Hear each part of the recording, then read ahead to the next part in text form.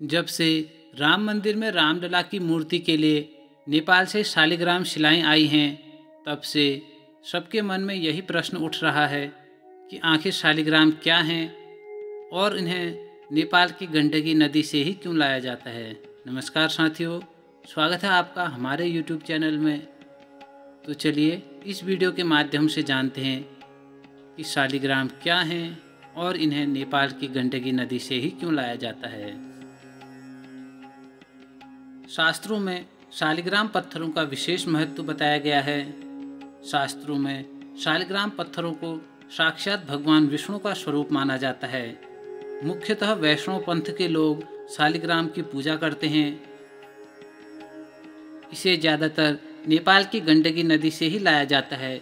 शालिग्राम विशेषतः नेपाल की गंडकी नदी में ही पाए जाते हैं। यह एक प्रकार का पत्थर होता है। जब हिमालय से आने वाला पानी इन चट्टानों से टकराता है तो इनको छोटे छोटे टुकड़ों में तोड़ देता है और इन्हीं टुकड़ों को खोजा जाता है और इनकी पूजा की जाती है। विज्ञान के हिसाब से समझें तो यह एक प्रकार का जीवाश्म है जो कि 33 प्रकार के होते हैं। वहीं धार्मिक महत्व से यह भगवान विष्णु का स्वरूप माना जाता है। इन पत्थरों की तराश कर इनसे भगवान की मूर्तियां बनाई जाती हैं। देश भर के सबसे बड़े व प्राचीन मंदिरों में इन्हीं शिलाओं द्वारा भगवान की मूर्तियां बनाई गई हैं। शालिग्राम पत्थरों को कहीं भी स्थापित कर उनकी पूजा करने से वहां माता लक्ष्मी का भी वास माना जाता है। शालिग्राम की कहानी क्या है, चलिए जानते हैं। धार्मिक ग्रंथों व पौराणिक कथाओं में माता तुलसी तथा शालिग्राम का भी उल्लेख मिलता है। इस कथा के अनुसार जालंधर नामक दैत्य ने माता पार्वती को अपनी पत्नी बनाने के लिए कैलाश पर्वत पर हमला कर दिया। वहीं जालंधर को देवताओं से बचाने के लिए उसकी पत्नी वृंदा ने तपस्या करना शुरू कर दिया था।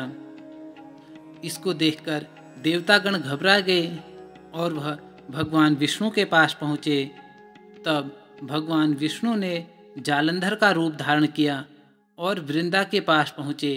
यह देखकर वृंदा ने तपस्या करना रोक दिया और वहाँ देवताओं ने जालंधर को मार गिराया। जब इस बात का पता वृंदा को चला तो उसने भगवान विष्णु को पाषाण बनने का श्राप दे दिया। ये देखकर देवतागण वृंदा के पास गए और भगवान विष्णु को श्राप मुक्त करने को कहा।